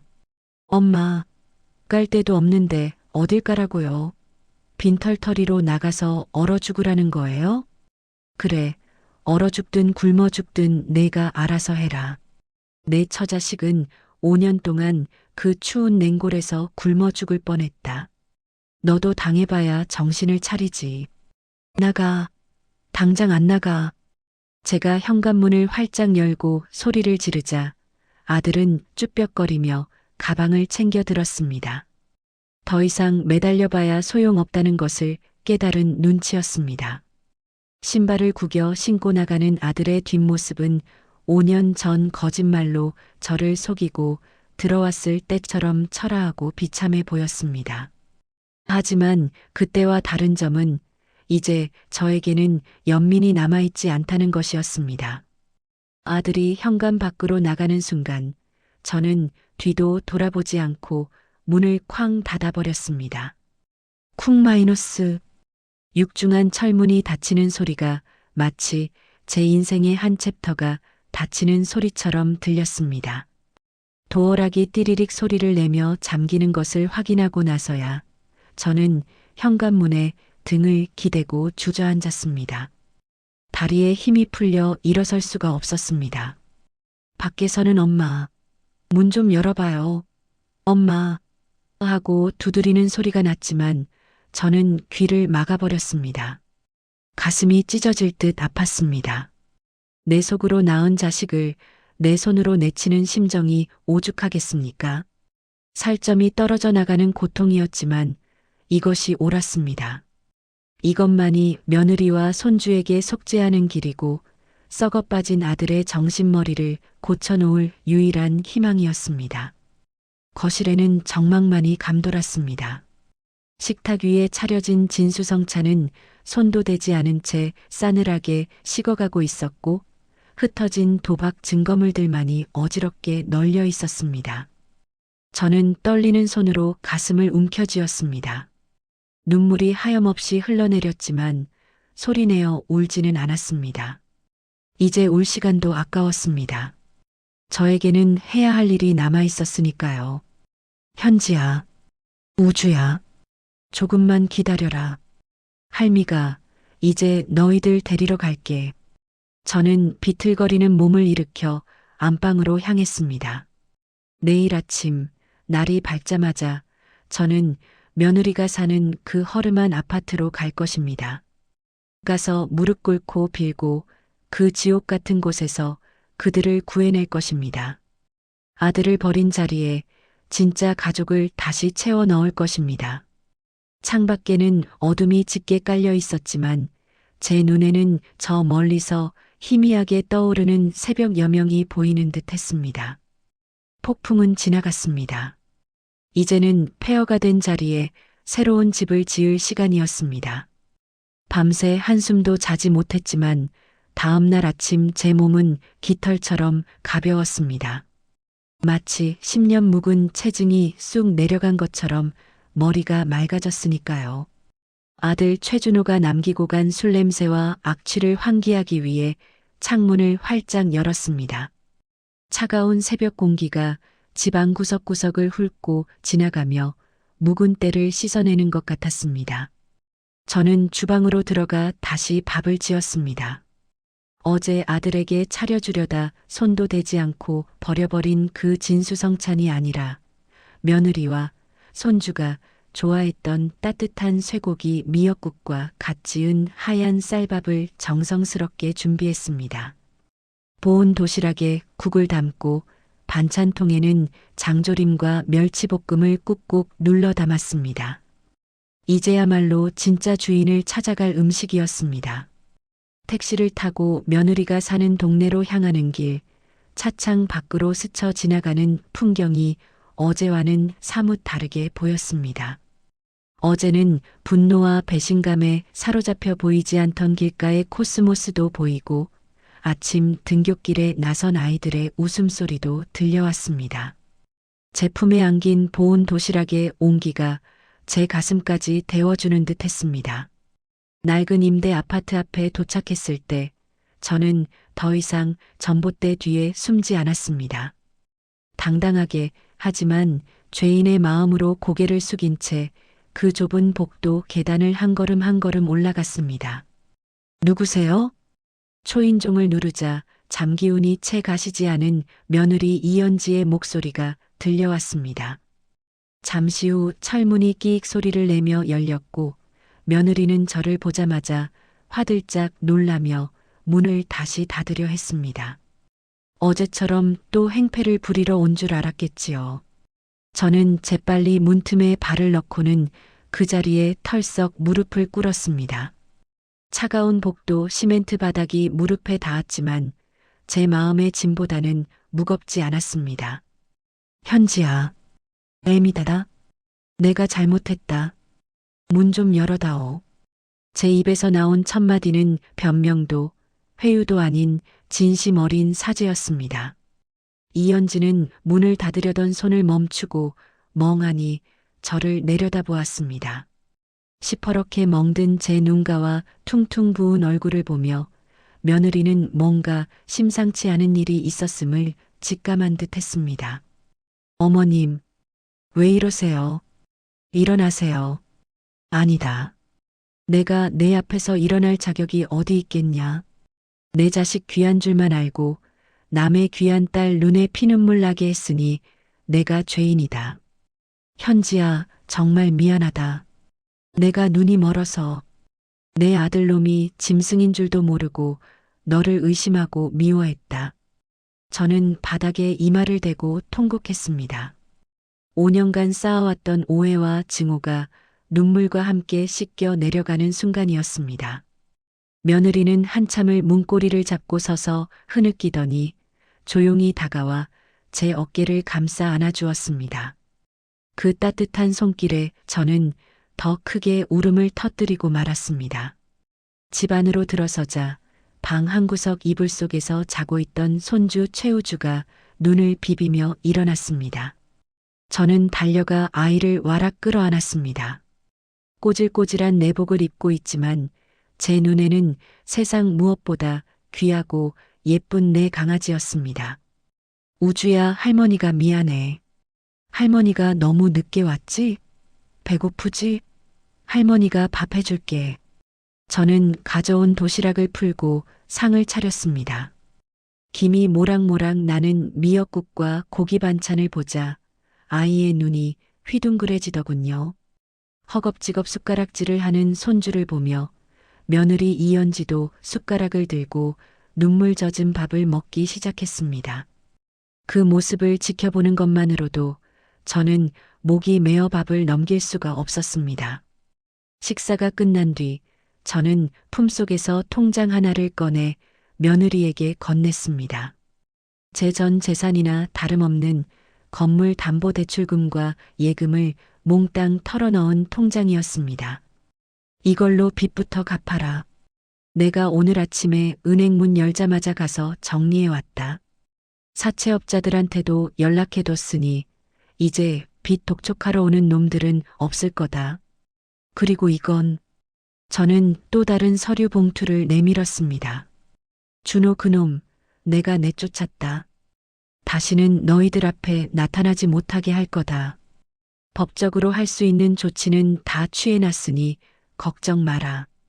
그리고 이 집 정리하고 우리 집으로, 아니 내 집으로 들어가자. 내가 나가라면 나가마.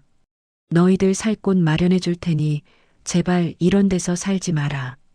이연지는 통장과 서류를 번갈아 보며 하염없이 눈물을 흘렸습니다. 어머님, 어떻게 아들을 그래도 되세요? 자식이 부모 가슴에 대못을 박으면 뽑아내야지 어쩌겠니. 썩은 살을 도려내야 새 살이 돋는 법이다. 나는 이제 아들 없다. 나한테는 딸 같은 며느리랑 눈에 넣어도 안 아픈 손주밖에 없다. 며느리는 제 손을 잡고 엉엉 울었습니다. 저도 며느리를 끌어안고 함께 울었습니다. 그 좁고 허름한 단칸방에서 고부간의 뜨거운 화해가 이루어졌습니다. 5년이라는 긴 세월의 강을 건너 우리는 비로소 진짜 가족이 된 것입니다. 그날 오후 우리는 짐을 쌌습니다. 짐이라야 낡은 옷가지와 이불 몇 채가 전부였기에 트럭을 부를 필요도 없었습니다. 제 차 뒷좌석에 짐을 싣고 며느리와 손주를 태우고 집으로 돌아오는 길 차 안에는 웃음꽃이 피었습니다. 최우주는 할머니, 이제 우리 따뜻한 집에서 사는 거예요? 나 내 방도 생겨요? 하며 제잘거렸고 며느리는 뒷좌석에서 아이의 머리를 쓰다듬으며 편안한 미소를 짓고 있었습니다. 백미러로 그 모습을 훔쳐보는데 세상 부러울 것이 없더군요. 집에 도착하자마자 저는 안방을 내주었습니다. 여기가 제일 따뜻하고 햇빛도 잘 드니까 너희들이 써라. 며느리는 극구 사양했지만 저는 막무가내로 짐을 풀어주었습니다. 그리고 최우주를 데리고 백화점으로 가서 머리부터 발끝까지 새 옷으로 갈아입혔습니다. 때 묻은 운동화를 버리고 반짝반짝 불이 들어오는 새 운동화를 신겨주니 아이가 뛸 듯이 기뻐하며 매장을 뛰어다니더군요. 그 모습을 보며 저는 다짐했습니다. 내 남은 생은 오직 이 아이들을 위해 바치겠다고. 내 아들이 저지른 죄, 내가 사랑으로 갚아나가겠다고 말입니다. 몇 달이 지났습니다. 우리 집 풍경은 완전히 바뀌었습니다.